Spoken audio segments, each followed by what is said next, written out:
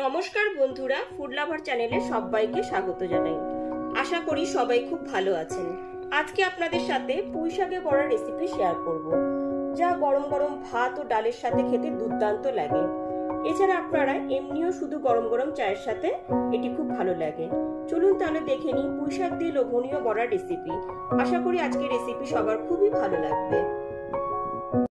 পুঁই শাক দিয়ে বড়া বানাবার জন্য আমি এইখানে একটু বড় সাইজের পুঁই শাকের পাতা নিয়ে নিয়েছি।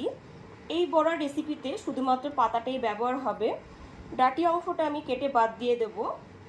আমি এখানে 8টা থেকে 10টা বড় সাইজের একটু পাতা নিয়ে নিয়েছি। এবার পাতাগুলো খুব ভালো করে ধুয়ে নেব। পুঁই শাকের বড়া বানাবার জন্য এখানে ছোট এক বাটি মসুর ডাল নিয়ে নিয়েছি। এবার ডালটাকে 1 ঘন্টার জন্য জলে ভিজিয়ে রেখে দেবো। সমস্ত পুঁই শাকের পাতাগুলোকে খুব ভালো করে জলে ধুয়ে নিয়েছি। কাটার আগেই কিন্তু আমি পাতাগুলোকে খুব ভালো করে জলে ধুয়ে নিয়েছি। কাটার পরে কিন্তু আর পাতাগুলোকে আমি ধোবো না। সমস্ত পুঁই শাকের পাতাগুলোকে খুব ভালো করে জলে ধুয়ে নেওয়ার পর ঠিক এইরকমভাবে কেটে নিয়েছি। একটা ছুরি দিয়ে এইরকম আড়াআড়িভাবে কেটে নিয়েছি। আর ডাঁটাটা এখানে বাদ দিয়ে দিয়েছি।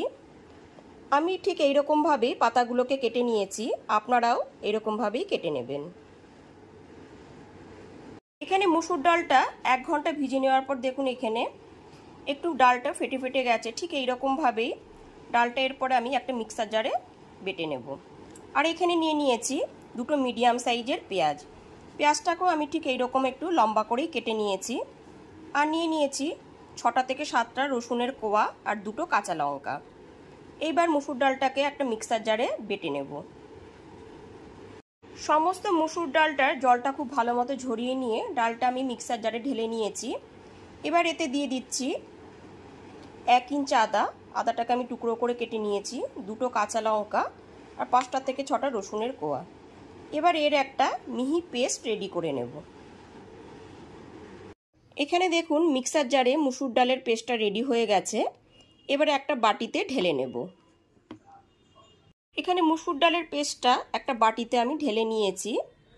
এখানে আমি ডালটা জল ছাড়াই বেটেছি, আপনারা চাইলে পরে সামান্য একটু জল দিয়ে বেটে নিতে পারেন।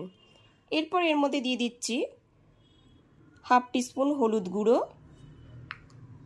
খুব সুন্দর একটা কালার আনার জন্য দিয়ে দিচ্ছি 1 টিস্পুন কাশ্মীরি লঙ্কার গুঁড়ো আর 1 টিস্পুন জিরের গুঁড়ো। এবার এর মধ্যে কেটে রাখা পেঁয়াজটাকে দিয়ে দিচ্ছি। এবার খুব ভালো মতো একটুখানি মেখে নেব। পেঁয়াজটা দিয়ে দেওয়ার পর খুব ভালো মতন একটুখানি মেখে নিতে হবে পেঁয়াজটা দিয়ে। এখন কিন্তু আমি নুনটা দেব না, নুনটা আমি কখন দেব এরপরে আমি বলে দিচ্ছি।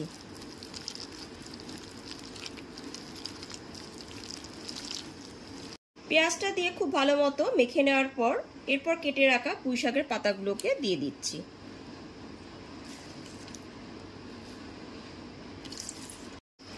কেটে রাখা সমস্ত পুঁই শাকের পাতাগুলো দিয়ে দেওয়ার পর খুব ভালো মতো একটু সময় নিয়ে মেখে নিতে হবে। খুব ভালো করে মেখে নেওয়ার পর এখানে দেখুন অনেকটাই পাতা সমেত ব্যাটারটা কমে গেছে। এরপর এতে স্বাদ মতো লবণ দিয়ে দিলাম। লবণটা দিয়েও খুব ভালো মতো এবার ব্যাটারটার সাথে খুব ভালো মতো মেখে নিচ্ছি। লবণটা দিয়ে খুব ভালো মতো মেখে নেওয়ার পর এতে দিয়ে দিচ্ছি বাইন্ডিংয়ের জন্য 2 টেবিল চামচ বেসন। বেসনটা দিয়ে দেওয়ার পর খুব ভালো মতো মেখে নিতে হবে। এবার বড়াগুলো ভেজে নেওয়ার জন্য গ্যাসের ফ্লেমটা মিডিয়ামে রেখে বেশ কিছুটা তেল আমি গরম করে নিয়েছি। এখানে সাদা তেলটাই ব্যবহার করেছি। এবার আমি ব্যাটারটাকে দিয়ে দেব। গ্যাসের ফ্লেমটা এখন লোতেই রাখতে হবে। মিডিয়াম সাইজ করে ব্যাটারটা আমি দিয়ে দিচ্ছি। বড়ার আকারে সমস্ত বড়াগুলো দিয়ে দিচ্ছি। বড়াগুলো তেলে দিয়ে দেওয়ার পর গ্যাসের ফ্লেমটা লোতে রেখে 1 থেকে 1.5 মিনিট একটু হওয়ার জন্য সময় দিতে হবে।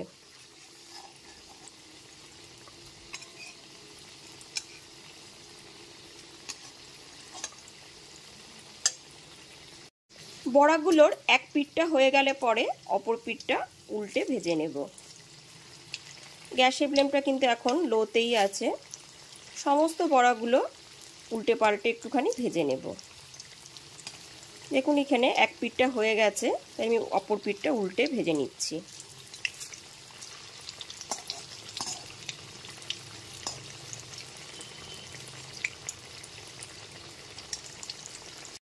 সমস্ত বড়াগুলো দুই পিঠ যতক্ষণ না পর্যন্ত খুব ভালো করে ভাজা হচ্ছে ততক্ষণ পর্যন্ত একটু গ্যাসের ফ্লেমটা লোতে রেখে একটু সময় নিয়ে ভেজে নিতে হবে। সমস্ত বড়াগুলো এখানে ভাজা হয়ে গেছে, এবার তেল থেকে তুলে নিচ্ছি। ঠিক একই রকম ভাবে সেকেন্ড ব্যাচের বড়াগুলো আমি গ্যাসের ফ্লেমটা লোতে রেখে খুব ভালো করে এপিট ওপিট উল্টে ভেজে নেব। সেকেন্ড ব্যাচের বড়াগুলো গ্যাসের ফ্লেমটা লোতে রেখে ঠিক একই রকম ভাবে উল্টে পাল্টে ভেজে নিচ্ছি।